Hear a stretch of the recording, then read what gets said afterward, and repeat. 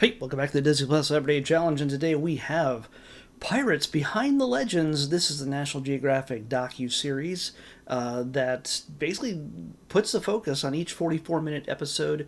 There's 8 of them, by the way. This is from 2024. Puts the focus on a number of different high-profile, well-known historical figures that were considered pirates. Now, like I made the assumption yesterday when this was picked, that all pirates are rogues and brigands and just shady, shifty Jack Sparrow types. And worse, in many cases. They were just. We've seen them in the Pirates of the Caribbean movies. They tend to be just filthy, undesirable, just thieves, robbers, rapists, those kind of thing. Those. they're not seen as great people. But, in the very first episode, by the way, right? I've only watched the first episode. The second episode is about Grace O'Malley. Rises to chieftain through a warrior's sword and a woman's grit. Yeah, female pirates. Yeah, I realize, yeah, there are female pirates, but probably more than we realized. The first one is Sir Francis Drake. Now, he's kind of defined as he's a gentleman. He's in high society. He's an Englishman. He is. He's got the ear of the queen. He's even partnered with her in pretty much a sense. He's kind of been funded by her. And when he comes back, sometimes she takes a cut. The Queen of England, working with essentially pirates. Now, they weren't seen as pirates technically, and even in many cases, the people who were seen as pirates never considered themselves pirates by their own, names. Jack Sparrow calls himself a pirate, but he didn't really do that back then. But if you were the kind that would steal from others and run around, and no matter how you justified it, your enemies tended to treat you as pirates or call you pirates. He was a big enemy of the Spanish, let's just say, and they sought him out many, many times. He was actually one of the more well-funded. Had some of the biggest crews, and the kind of crews that weren't just like, hey, you need some food, are you willing to kill for money? Well, guess what?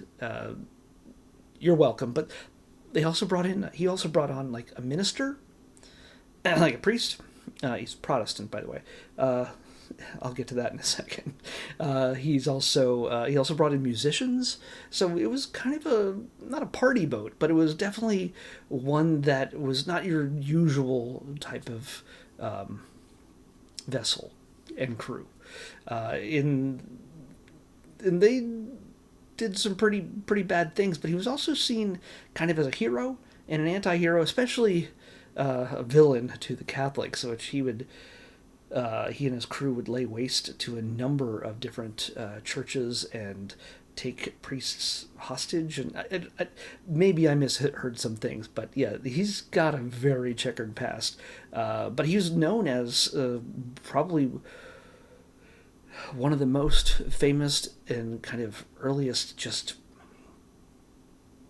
kind of guys that sort of set the standard, or at least the earliest standard for what pirates could be or would be. He also was known for being one of the first Englishmen to circumnavigate the globe. Yes, once he hit Panama at some point, he got a look at the other side and saw, oh, the Pacific Ocean. What's out there? And decided to take a team out there, a crew that. Not everything went well, let's just say. But that's for you to see. That's for you to understand by watching this series. If you're interested in the pirates' kind of life and the history and all this stuff, all the details that I didn't know about, I just go by what I saw in movies and just old and more recent with Johnny Depp, where they romanticize the whole concept of pirates. Swashbucklers and anti-heroes and things like that. Well, this guy, Sir Francis Drake, was pretty much a man who played all sides.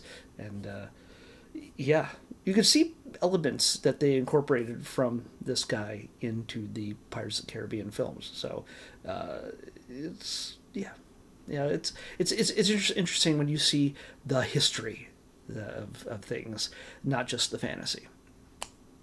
So yeah, it's going to be much drier. It's not going to be as fun as say you would if you saw Johnny Depp on screen.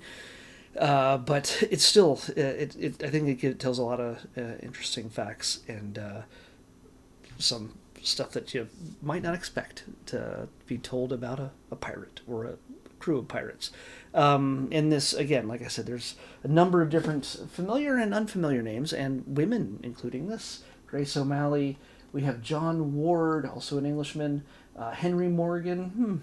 I've heard that name before. Captain Morgan. William Kidd. Captain Kidd, yes, is featured.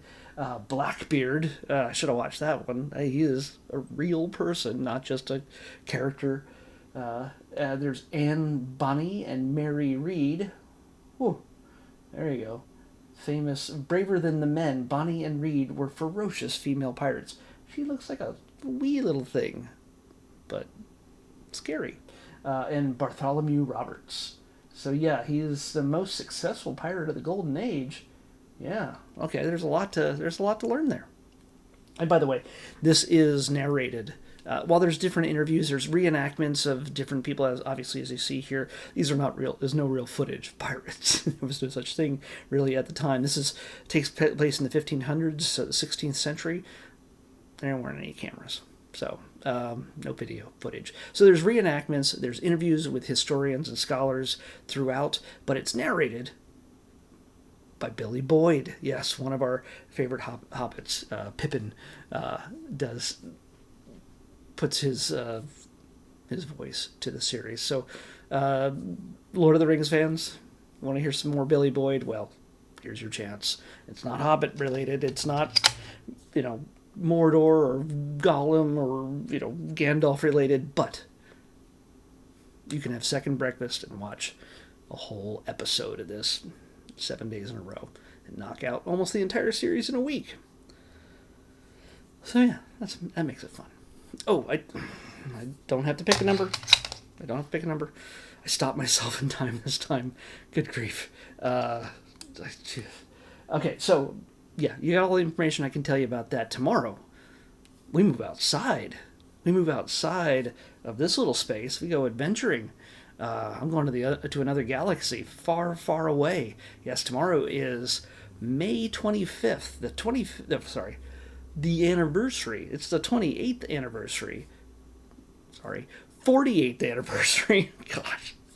48th anniversary of the premiere of Star Wars in theaters. May 25th, 1977. And so I decided to head to Galaxy's Edge. So that's where you'll see me tomorrow when I visit and talk about the new short that walks you through Galaxy's Edge. And I believe it is the Anaheim one, not the Florida, Orlando one. Why am I putting the states in front of the cities? I don't know. But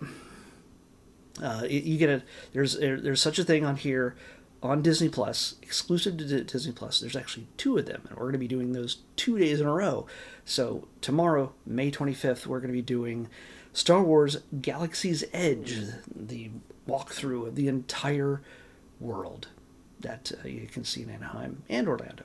So that's what we're going to do tomorrow. Star Wars Galaxy's Edge on the next Disney Plus Everyday Challenge. I'll see you back here tomorrow with that.